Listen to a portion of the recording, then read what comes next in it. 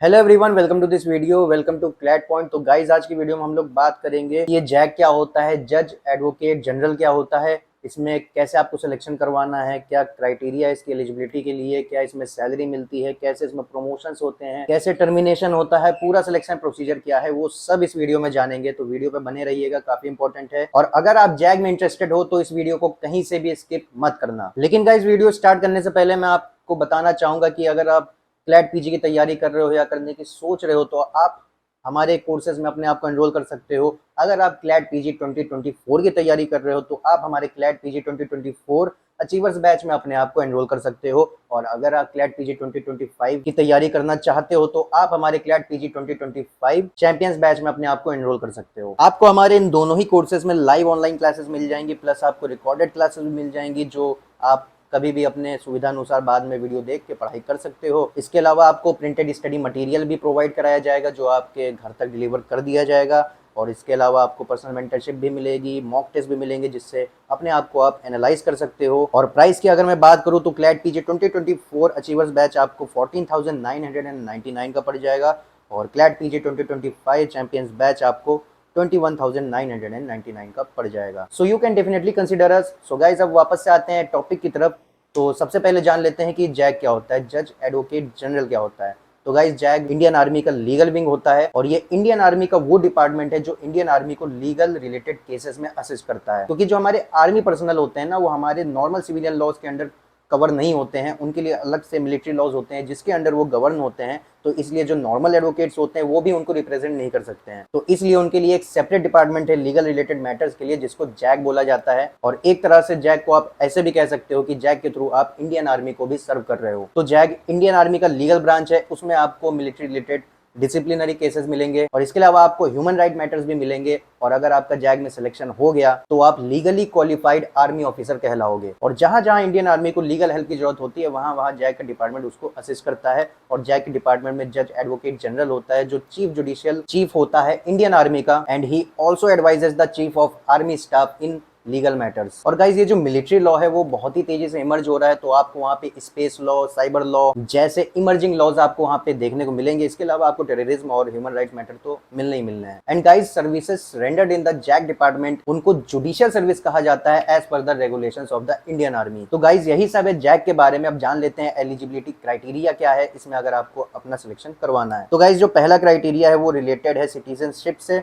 तो आप citizen of India होने चाहिए या फिर subject of Nepal, citizen of Nepal, या फिर a person of Indian origin जो माइग्रेट हुए हैं from Pakistan, Myanmar, Sri Lanka and east African countries like Kenya, Uganda and Tanzania, Zambia, Malawi, Zaire and Ethiopia and Vietnam, and with the intention of permanently settling in India. और इसमें भी एक और important चीज़ है और वो ये है कि जो मैंने आपको सिटीजनशिप में दूसरा और तीसरा क्राइटेरिया बताया, पर्सन ऑफ इंडियन ओरिजिन और सिटीजन ऑफ नेपाल, तो इन दोनों कैटेगरीज में जो कैंडिडेट्स हैं उनको एक सर्टिफिकेट ऑफ एलिजिबिलिटी भी ऑब्टेन करना पड़ेगा from the government of India. लेकिन इसमें भी एक एक्सेप्शन है कि अगर कैंडिडेट सिटीजन ऑफ नेपाल है और वो बिलोंग करता है गोरखा सब्जेक्ट ऑफ नेपाल तो उसको सर्टिफिकेट ऑफ एलिजिबिलिटी की जरूरत नहीं है। तो गाइज, ये था पहला क्राइटेरिया। अब दूसरा क्राइटेरिया जान लेते हैं और दूसरा क्राइटेरिया ये है कि जो भी कैंडिडेट है वो अनमैरिड मेल या फीमेल होना चाहिए, मतलब वो शादीशुदा नहीं होने चाहिए। और गाइज, जो नेक्स्ट क्राइटेरिया है, तीसरे नंबर क्राइटेरिया है, वो रिलेटेड है मार्क्स से रिलेटेड। तो इससे फर्क नहीं पड़ता है कि आप 3 ईयर एलएलबी प्रोग्राम से बिलोंग करते हो या 5 ईयर बीएलएलबी प्रोग्राम से बिलोंग करते हो, आपके मिनिमम एग्रीगेट 55% मार्क्स होने चाहिए। तो ये है मार्क्स रिलेटेड क्राइटेरिया। और नेक्स्ट क्राइटेरिया है कि आप एलिजिबल होने चाहिए फॉर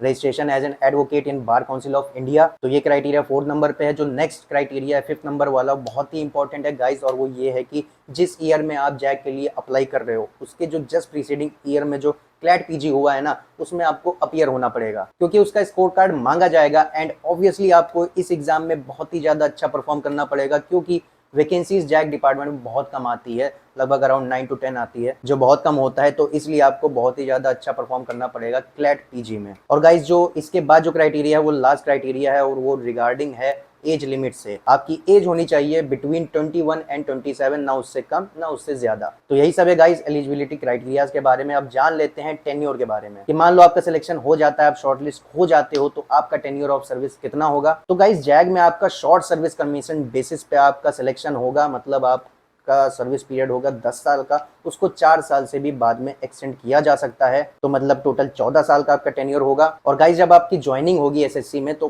पहले तो आपको 6 महीने के लिए प्रोबेशन पे रखा जाएगा, देखा जाएगा आपका कंडक्ट कैसा है, बिहेवियर कैसा है, आप काम कैसे कर रहे हो। तो उस बेसिस पे डिसाइड किया जाएगा कि आपको जैग में रखना चाहिए कि नहीं, नहीं तो आप निकाल दिए जाओगे। तो गाइज यही सब था टेन्योर के बारे में। अब बात कर लेते हैं कि आपका ट्रेनिंग पीरियड कितना होगा। तो गाइज आपका ट्रेनिंग पीरियड होने वाला है 49 वीक्स का, लगभग 1 साल का है। और आपकी ट्रेनिंग कराई जाएगी ऑफिसर्स ट्रेनिंग एकेडमी में, जो कि है चेन्नई में, काफी प्रेस्टिजियस एकेडमी है ये। तो वहां पे आपकी ट्रेनिंग कराई जाएगी। और एक और बहुत इंपॉर्टेंट बात, ट्रेनिंग के दौरान आप शादी नहीं कर सकते हो। मतलब जब आप अप्लाई कर रहे हो तब भी आप शादीशुदा नहीं होने चाहिए, और जब आपकी ट्रेनिंग हो रही है तो ट्रेनिंग के दौरान भी आप शादी नहीं कर सकते हो। और गाइस जब आपकी ट्रेनिंग पूरी हो जाएगी, एक्सपायर हो जाएगा ट्रेनिंग पीरियड आपका, तब आपको एक पोस्ट ग्रेजुएट डिप्लोमा भी दिया जाएगा in defence management and strategic studies, और ये डिप्लोमा आपको देगी यूनिवर्सिटी ऑफ मद्रास। और गाइस ऐसा नहीं है कि ट्रेनिंग पीरियड के दौरान आपको कुछ दिया नहीं जाएगा।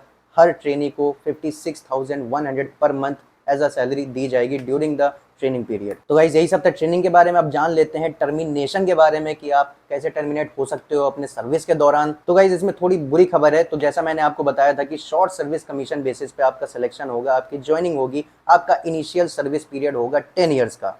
अब ये जो 10 इयर्स का जो इनिशियल सर्विस पीरियड है, उसमें भी गवर्नमेंट ऑफ इंडिया कभी भी आपको नौकरी से निकाल सकती है। लेकिन इसके कुछ ग्राउंड्स है जिस बेसिस पे आपको निकाला जाएगा। जैसे पहला ग्राउंड है मिसकंडक्ट का, जिसका मतलब ये है कि सर्विस के दौरान अगर आप कोई अनसेटिस्फैक्टरी मिसकंडक्ट कर दो तो आप टर्मिनेट हो सकते हो। दूसरा ग्राउंड है कि आप मेडिकली अनफिट पाए जाते हो, तब भी आपको निकाल दिया जाएगा। और इसके अलावा अगर सरकार को लगता है कि आपकी services are no longer required, तब भी आपको निकाल दिया जाएगा। और इसके अलावा अगर सर्विस के दौरान कोई प्रेस्क्राइब टेस्ट आता है या कोर्स आता है जिसमें आप फेल कर जाते हो, क्वालिफाई नहीं कर पाते हो, तो तब भी आपको निकाला जा सकता है। और इसके अलावा गाइज आप रिजाइन भी कर सकते हो ऑन कंपैशनेट ग्राउंड्स। 3 मंथ्स की नोटिस देनी पड़ेगी।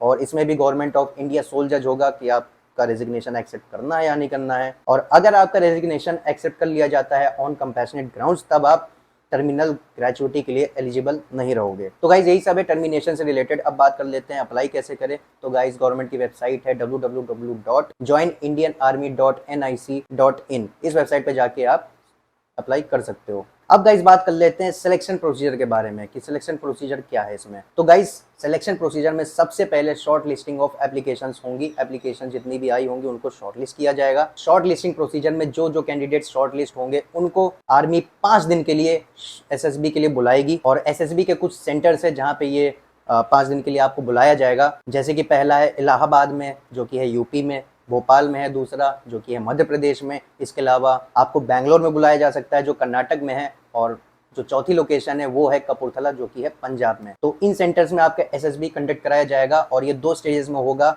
और अगर आप पहली स्टेज नहीं क्लियर कर पाए तो आपको तुरंत वापस भेज दिया जाएगा। और गाइस एसएसबी के बाद कैंडिडेट्स को रेकमेंड किया जाएगा, उनको ज्वाइनिंग लेटर भेजा जाएगा जो जो रेकमेंड होंगे। और इस दौरान अगर कोई मेडिकली अनफिट पाया जाता है तो भी उसको वापस भेज दिया जाएगा। और गाइस एसएसबी सेंटर पे जहाँ पे आपको बुलाया जाएगा एसएसबी के लिए, वहाँ पे आपको ट्रैवलिंग अलाउंस भी दिया जाएगा, आने जाने दोनों का, 3rd एसी का ट्रेन का टिकट दिया जाएगा। तो गाइस यही सब था सिलेक्शन प्रोसीजर के बारे में। अब सिलेक्शन प्रोसीजर के बाद जो मेरिट लिस्ट आएगी उसमें अगर आपका नाम होगा तो आपका सिलेक्शन हो जाएगा, आपकी सीट कंफर्म रहेगी। लेकिन गाइस अगर मेरिट लिस्ट में अगर 2 कैंडिडेट्स का मार्क्स बराबर आ जाता है तो जो कैंडिडेट्स की उम्र ज़्यादा बड़ी होगी उसको पहले प्रीफर किया जाएगा। तो ये है पूरा सिलेक्शन प्रोसीजर। अब बात कर लेते हैं प्रमोशन क्राइटेरिया के बारे में। तो गाइस जब आपका कमीशन होगा तो सबसे पहले तो आपको लेफ्टिनेंट की रैंक दी जाएगी। उसके बाद आपका 2 साल जब पूरा हो जाएगा तब आपको कैप्टन की पोस्ट पे रैंक पे आपको प्रमोट कर दिया जाएगा। और इसके बाद जब 6 साल आप कंप्लीट कर लोगे तब आप मेजर तक पहुंच जाओगे। और ये जो मैं 6 साल बता रहा हूँ वो 2 साल के बाद वाला 6 साल नहीं है, वो